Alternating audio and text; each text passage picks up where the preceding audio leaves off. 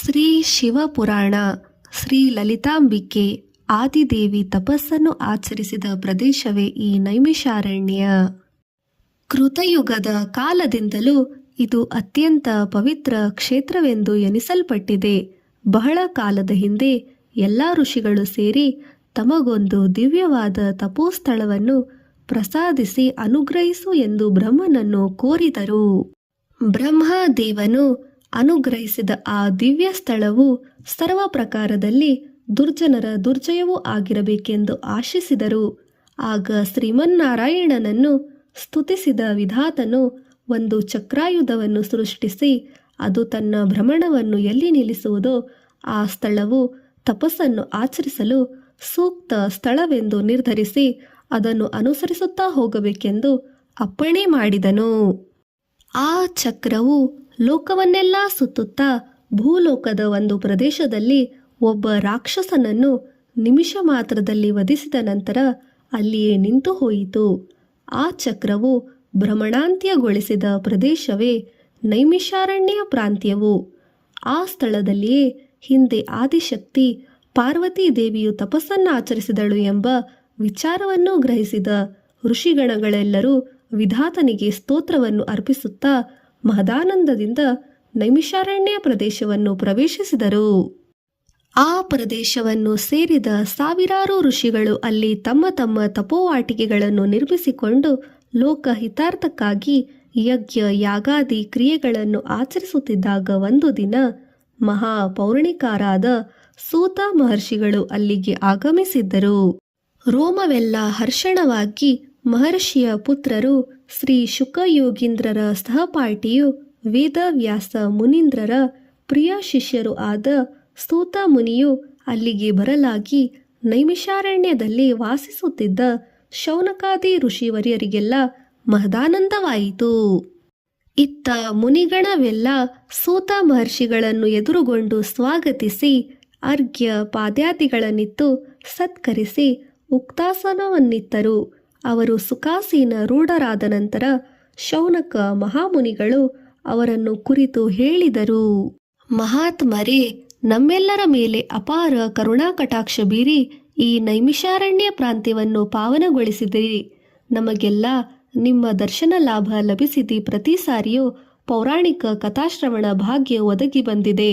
ಹೀಗೆ ನಡೆದು ಬರುತ್ತಿದೆ.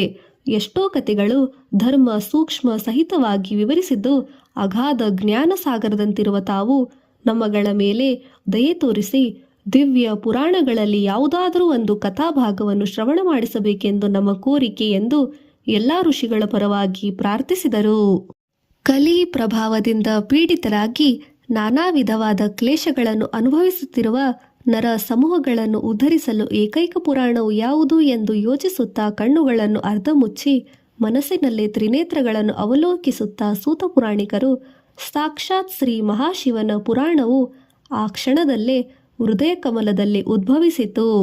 ಮುಗುಳ್ನಕ್ಕೆ ಬೀರುತ್ತಾ ದಯಾಪೂರ್ಣ ದೃಷ್ಟಿಯಿಂದ ಮುನಿಜನ ವೃಂದವನ್ನು ಸಮೂಹಕರಾಗಿ ಅವಲೋಕಿಸುತ್ತಾ ಸೂತ ಪುರಾಣಿಕರು ಹೀಗೆ ಹೇಳಿದರು. ಇದುವರೆಗೂ ನೀವು ಕೇಳಿದ ಪೌರಾಣಿಕ ಕಥೆಗಳಿಗಿಂತ ಶ್ರೇಷ್ಠವಾದ ಜ್ಞಾನಯೋಗ ಮೋಕ್ಷಕಾರಕವಾದ ಜನ್ಮ ಜನ್ಮಾಂತರ ಪುಣ್ಯಫಲವಾದ ವಿಶೇಷ ಮಾತ್ರವೇ ಕೇಳುವ ಭಾಗ್ಯ ದೊರಕುವ ಶ್ರೀ ಶಿವ ಮಹಾಪುರಾಣ ಕಥೆಯನ್ನು ಸವಿಸ್ತಾರವಾಗಿ ನಿಮಗೆ ಹೇಳುವ ಉತ್ಸಾಹವಾಗಿದೆ.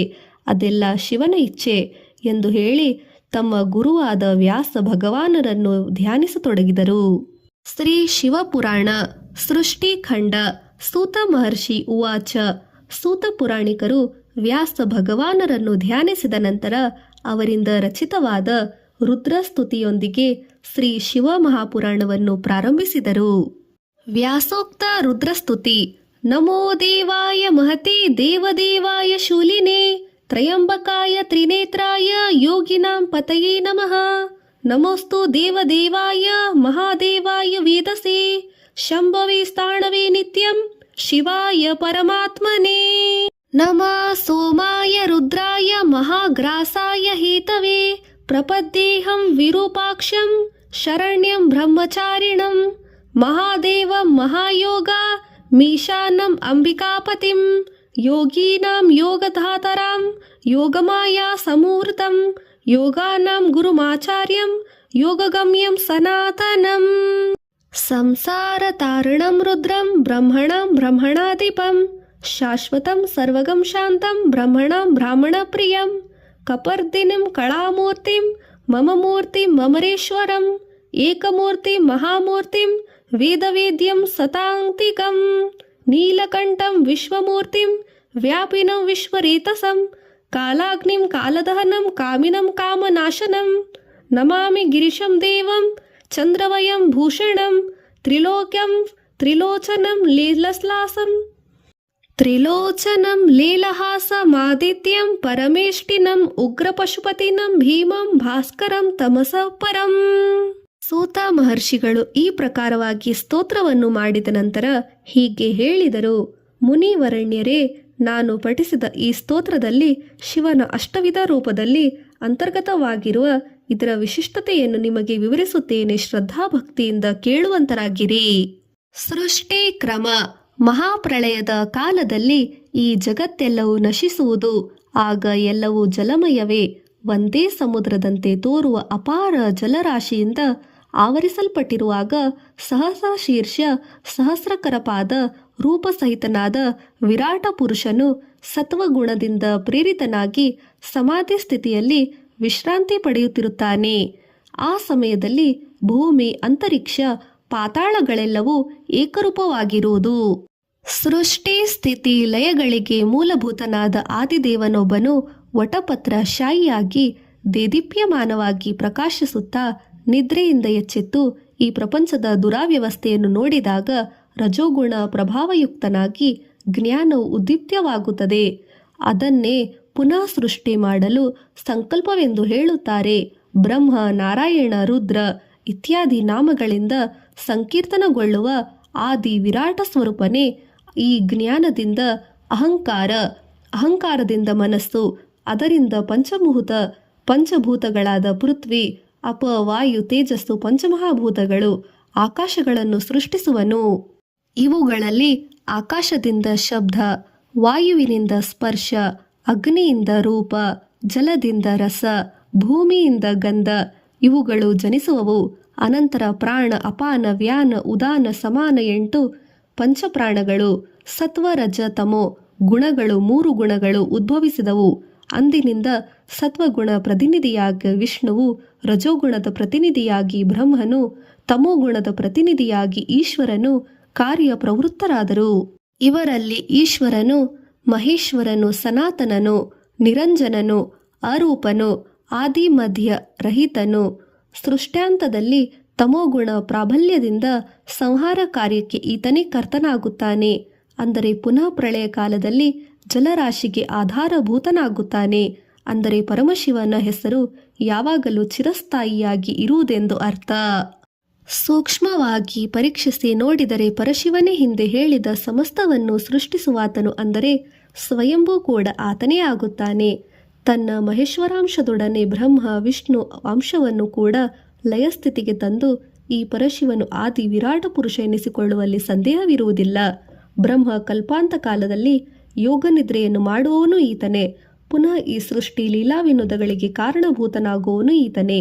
ಮಹರ್ಲೋಕದಲ್ಲಿ ಇರುವ ಮಹರ್ಷಿಗಳೆಲ್ಲರೂ ಈ ಲೀಲೆಯನ್ನು ಸ್ವಯಂ ಅನುಭವಿಸುವ ಶಕ್ತಿಯನ್ನು ಹೊಂದಿರುವರು.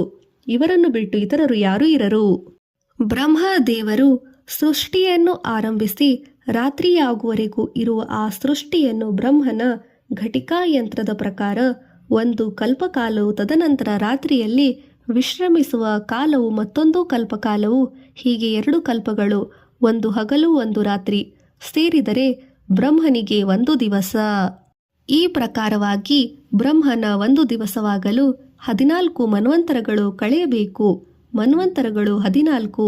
ಅವುಗಳೆಂದರೆ ಸ್ವಾಯಂಭುವ, ಸಾರೋಚ್ಛೀಶ, ಉತ್ತಮ, ತಾಮಸ, ರೈವತ, ಚಾಕ್ಷುಷ, ವೈವಸ್ವತ, ಸೂರ್ಯ ಸಾರ್ವರ್ಣಿ, ಅಗ್ನಿ ಸಾರ್ವರ್ಣಿ, ರುದ್ರ ಸಾರ್ವರ್ಣಿ, ದಕ್ಷ ಸಾರ್ವರ್ಣಿ, ರೌಚ್ಯ, ಭೌಚ್ಯ. ಇದರಲ್ಲಿ 1 ಮನ್ವಂತರವು ಕಳೆಯಬೇಕೆಂದರೆ ಮನುಷ್ಯರ ಲೆಕ್ಕದ ಪ್ರಕಾರ 7 ಯುಗಗಳು ಮುಗಿಯಬೇಕು. ಅದೇನೆಂದರೆ ಕೃತ, ತ್ರೇತ, ದ್ವಾಪರ, ಕಲಿ ಎಂದು 4 ಯುಗಗಳು. ಇವು ಮರಳಿ ಮರಳಿ ಬರುತ್ತಲೇ ಇರುವವು. ಒಂದೊಂದು ಯುಗದಲ್ಲೂ ಒಂದೊಂದು ತರಹದ ಜೀವಿಗಳು ಜನಿಸುವುದು ನಶಿಸುವುದು ಜರುಗುತ್ತಲೇ ಇರುತ್ತದೆ. ಈ ಪ್ರಕಾರವಾಗಿ ಯೋಚಿಸಿದರೆ ಮನುಷ್ಯನ ಜೀವಿತ ಕಾಲವು ಅಲ್ಪಕಾಲ. ಆದುದರಿಂದಲೇ ಈ ಅಲ್ಪ ಸಮಯದಲ್ಲಿ ಸಕ್ರಮವಾದ ರೀತಿಯಲ್ಲಿ ನಡೆದು ದುಸ್ತರವಾದ ಈ ಮಹಾಮಾಯವಾದ ಸಂಸಾರ ಸಾಗರದಿಂದ ವಿಮುಕ್ತಿ ಪಡೆಯಬೇಕು. ಈ ಪ್ರಪಂಚದಲ್ಲಿ ಪುನಃ ಪುನಃ ಜನಿಸಿ ಮರಣಿಸುತ್ತಾ ಇರುವ ಧರ್ಮ ಪ್ರವರ್ತನೆ, ಜ್ಞಾನ ಸಮುಪಾರ್ಜನೆ, ಉತ್ತಮ ಜೀವನ ಇವುಗಳಿಂದ ವಿಮುಕ್ತಿ ಸಾಧನ. ಧರ್ಮವು 4 ಪಾದಗಳಿಂದ ನಡೆಯಲ್ಪಡುತ್ತಾ ಇರುತ್ತದೆ. ಅವೆಂದರೆ ಸತ್ಯ, ಅಹಿಂಸೆ, ದಯೆ ಮತ್ತು ಶಾಂತಿ. ಕೃತಯುಗಾಂತ್ಯದಲ್ಲಿ ಸತ್ಯವು ನಶಿಸಿ ಹೋಗುತ್ತದೆ. ತ್ರೇತಾಯುಗದ ಅಂತ್ಯಕಾಲದಲ್ಲಿ ಪ್ರಪಂಚದಿಂದ ಅಹಿಂಸೆಯು ಅಡಗಿ ಹೋಗುತ್ತದೆ. ದ್ವಾಪರ ಯುಗವು ಮುಗಿಯುವ ಕಾಲದಲ್ಲಿ ಶಾಂತತೆಯು ಅಂತರ್ಧಾನವಾಗುತ್ತದೆ. ಪ್ರಸ್ತುತ ಕಲಿಯುಗದ ದಯೆಯು ಕಡಿಮೆಯಾಗುತ್ತಿರುವ ಸೂಚನೆಯು ಕಂಡುಬರುತ್ತದೆ. ಆಯಾ ಯುಗ ಧರ್ಮವು ನಶಿಸಿದ ಮೇಲೆ ಬರೆಯುವ ಯುಗವೇ ಪ್ರಳಯ. ಇನ್ನು ಪುನಃ ಪುನಃ ಸೃಷ್ಟಿ. ಇದೇ ಸೃಷ್ಟಿ ಕ್ರಮವು ಇದು ಒಂದು ಚಕ್ರೋಪಾದ್ಯದಿಂದ ನಿರಂತರವಾಗಿ ಸುತ್ತುತ್ತಲೇ ಇರುತ್ತದೆ. ಆದ್ದರಿಂದ ಅದಕ್ಕೆ ಆದಿ ಮಧ್ಯ ಅಂತ್ಯ ಇಲ್ಲದೆ ನಿರಂತರವಾಗಿ ಭ್ರಮಣ ಮಾಡುತ್ತಿರುವುದಕ್ಕೆ ಕಾಲದ ಸ್ವಭಾವವೇ ಇದೆ. ಕಾಲದ ಸ್ವಭಾವ ಹೀಗೆ ನಿರಂತರವಾಗಿ ನಡೆಯುತ್ತಲೇ ಇರುತ್ತದೆ. ಸೃಷ್ಟಿ, ಸ್ಥಿತಿ, ಲಯ. ಬ್ರಹ್ಮ, ವಿಷ್ಣು, ಮಹೇಶ್ವರ ಈ ಸೃಷ್ಟಿಯ ಚಕ್ರವನ್ನು ನಡೆಸುತ್ತಿರುತ್ತಾರೆ.